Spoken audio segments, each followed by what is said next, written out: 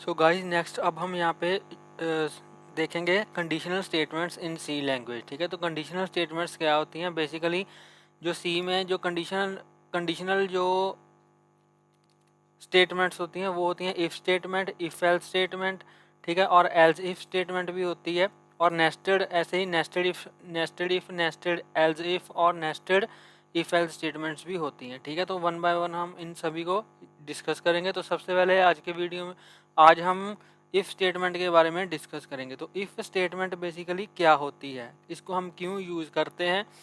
तो if statement का basically काम क्या होता है? अगर हम लेट्स से अगर मैं कोई ऐसा कोड एग्जीक्यूट करना चाहूँ, ठीक है, जिसको मैं एक पर्टिकुलर कंडीशन के ट्रू होने पर ही एग्जीक्यूट करना चाहूँ, तो वहाँ पे हम कंडीशनल स्टेटमेंट्स को यूज़ करते हैं। ठीक है, अब लेट्स से ये होता क्या है, इसका सिंटैक्स क्या होता है, सबसे पहले ये डिस्कस करते हैं। तो जो हमारी कंडीशनल स्टेटमेंट्स होती हैं वो बेसिकली एक ब्लॉक ऑफ कोड ही होता है। ठीक है, एक ऐसा ब्लॉक ऑफ कोड जिसको हम किसी कंडीशन के ट्रू होने पर या फिर किसी पर्टिकुलर सिनेरियो के लिए ही चलाना चाहते हैं। हम नहीं चाहते हैं कि जब भी हमारा प्रोग्राम एग्जीक्यूट हो तब भी हमारा वो कोड एग्जीक्यूट हो, हम ऐसा नहीं चाहते। हम किसी पर्टिकुलर कंडीशन के ट्रू होने पर ही उस कोड को चलाना चाहते हैं। तो हम क्या करते हैं, हम उसको एक कंडीशनल ब्लॉक के अंदर उस कोड को लिख देते हैं जिसको हम एग्जीक्यूट करना चाहते हैं किसी पर्टिकुलर टाइम पे। ठीक है, तो हम वहाँ पे यूज़ करते हैं कंडीशनल स्टेटमेंट्स। अब या जो हम जैसे मैंने आपको बताया कि जो कंडीशनल स्टेटमेंट होती है वो हमारा एक तरीके से एक ब्लॉक ऑफ कोड होता है। ठीक है, ऐसे जैसे हमारा मेन फंक्शन होता है एक ब्लॉक ऑफ कोड होता है। ठीक है, करली ब्रेसेस के अंदर वो होता है कोड, तो वैसे ही हमारी कंडीशनल स्टेटमेंट होती है। तो कंडीशनल स्टेटमेंट हमारी बेसिकली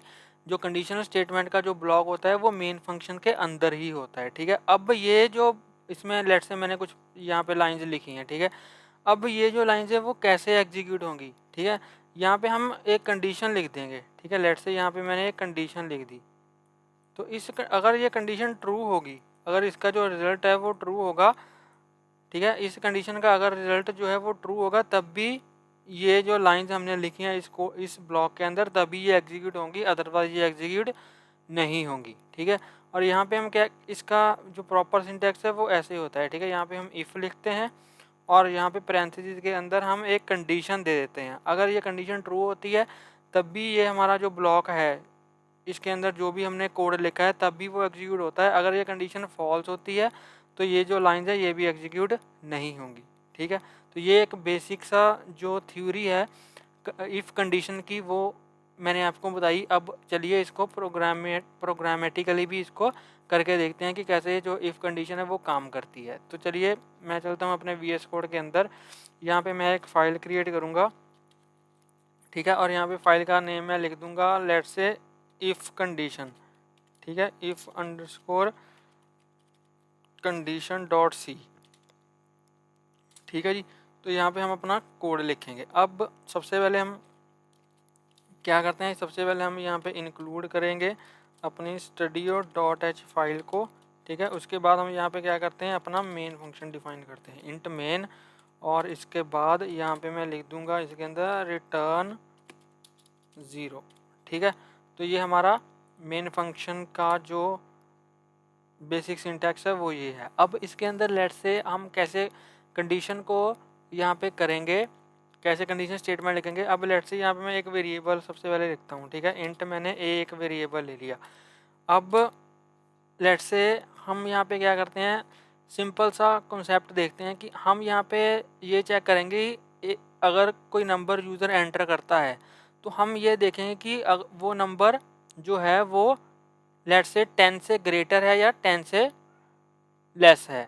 ठीक है, तो सबसे पहले हम यहाँ पे क्या करेंगे, सबसे पहले यहाँ पे मैं एक वेरिएबल लिखूँ, एक सॉरी मैसेज प्रिंट कराऊंगा। यहाँ पे मैं लिखूँगा enter value of A, enter number, या फिर ऐसे लिख देते हैं एंटर नंबर। ठीक है, सिंपल सा एंटर नंबर। अब यहाँ से मैं स्लैश एन दबा दूँ, स्लैश एन यहाँ पे लिख दूंगा तो ये हमारा जो कर्सर है वो न्यू लाइन पे चला जाएगा। ठीक है, तो यहाँ पे मैंने मैसेज डिस्प्ले करवा दिया एंटर नंबर, और यहाँ पे मैं अब यूज़र से वैल्यू ले लूँगा। यहाँ पे यूज़र से वैल्यू कैसे लेते हैं हम, स्कैन ऐप से। ठीक है, यहाँ पे हम पहले इसके बारे में डिस्कस कर चुके हैं कि हम यूज़र से इनपुट कैसे करवाते हैं, तो वैसे ही हम यूज़ करेंगे स्कैन का यूज़ करके। यहाँ पे मैं लिखूँगा एड्रेस ऑफ ए, ठीक है। एड्रेस का मतलब क्या होता है ये भी हम डिस्कस कर चुके हैं। एड्रेस का मतलब कि हम यहाँ पे मेमोरी का एड्रेस दे रहे हैं, ठीक है। कंपाइलर को मेमोरी का एड्रेस दे रहे हैं कि किस मेमोरी लोकेशन पे आपको वो वैल्यू स्टोर करवानी है जो यूज़र एंटर करेगा, ठीक है। अब यहाँ पे यूज़र ने एंटर वैल्यू कर दी, अब हम यहाँ पे कंडीशन लगाएंगे। यहाँ पे मैं लिखूँगा इफ़, ठीक है। इफ़ यहाँ पे हम क्या चेक करेंगे, अगर हमारा जो नंबर है वो 10 से ग्रेटर है तो यहाँ पे हमें सिंपल मैसेज डिस्प्ले हो जाए कि नंबर इज़ ग्रेटर देन 10, ठीक है। तो यहाँ पे मैं लिखूँगा if A is greater than 10, ठीक है। ए में क्या है, वो नंबर है जो यूज़र एंटर करेगा, ठीक है। यहाँ पे देखिए हम एड्रेस ऑफ ए लिखा है हमने, इसका मतलब कि हम कंपाइलर को ए वेरिएबल का एड्रेस दे रहे हैं और जो भी यूज़र एंटर करेगा वैल्यू वो ए के अंदर स्टोर हो जाएगी, ठीक है। तो यहाँ पे बेसिकली ए में क्या है, जो यूज़र एंटर करेगा वो ए के अंदर है। तो यहाँ पे हम चेक करें हैं if A is greater than 10, अगर ए 10 से ग्रेटर है तो, ठीक है।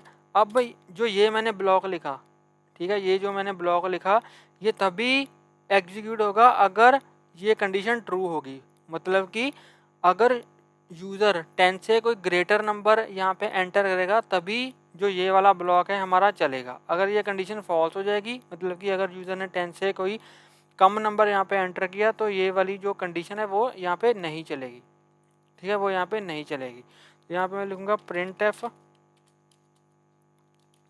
यहाँ पे मैं लिख दूंगा प्रिंट एफ और यहाँ पे मैं लिख दूंगा नंबर इज़ ग्रेटर देन 10, ठीक है। नंबर इज़ ग्रेटर देन 10, ठीक है। और ऐसे करते हैं नंबर भी यहाँ पे डिस्प्ले करवा देते हैं। यहाँ पे नंबर नहीं लिखते, यहाँ पे हम लिखते हैं परसेंटेज डी इज़ ग्रेटर की स्पेलिंग मैंने गलत कर दी है, ग्रेटर देन 10 और यहाँ पे यहाँ पे हम ए को प्रिंट करवा देंगे, ठीक है। तो ये कंडीशन हमारी तब चलेगी अगर हमारा जो नंबर है वो 10 से ग्रेटर होगा। अगर ये नंबर हमारा 10 से ग्रेटर नहीं होगा तो ये कंडीशन हमारी चलेगी नहीं। और यहाँ पे हम लेट्स से यहाँ पे लिख देंगे प्रोग्राम, या फिर ऐसे लिख दें एंड ऑफ प्रोग्राम, ठीक है, एंड ऑफ प्रोग्राम। अब जो ये एंड ऑफ प्रोग्राम वाली लाइन है ये तो चलनी ही चलनी है क्योंकि इसको हमने किसी ब्लॉक के अंदर नहीं लिखा, ठीक है, किसी कंडीशन के अंदर नहीं है, ये सिंपल मेन फंक्शन के अंदर है। तो ये जो लाइन है ये तो एग्जीक्यूट होनी ही है, चाहे ये कंडीशन ट्रू हो या फॉल्स हो, ठीक है जी। तो चलिए इसको एग्जीक्यूट करके देखते हैं।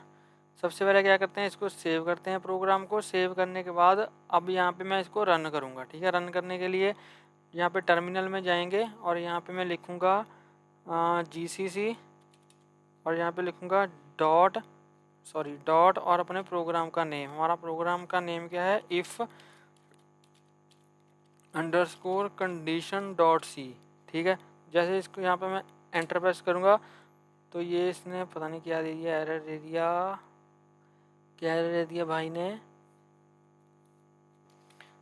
तो यहाँ पे मुझे डॉट नहीं लिखना था, GCC, यहाँ पे मुझे स्पेस डालनी थी, ठीक है, GCC space if underscore condition dot c. तो यहाँ पे ओके, यहाँ पे मैंने प्रिंट लिखा हुआ है, सॉरी, यहाँ पे प्रिंट एफ लिखना है मुझे। तो मुझे पाइथन का जो है वो यहाँ पे मुझसे गलती हो जाती है क्योंकि पाइथन में हम प्रिंट लिखते हैं, सी में प्रिंट एफ लिखते हैं, तो इसलिए मुझे ज़्यादा पाइथन में प्रिंट लिखने की आदत है, तो इसलिए यहाँ पे ये एरर आ रही है। चलो कोई बात नहीं। तो यहाँ पे हम दोबारा से इसको एग्जीक्यूट करेंगे। अब ये हो गया, कंपाइल हो गया। अब इसको रन करेंगे।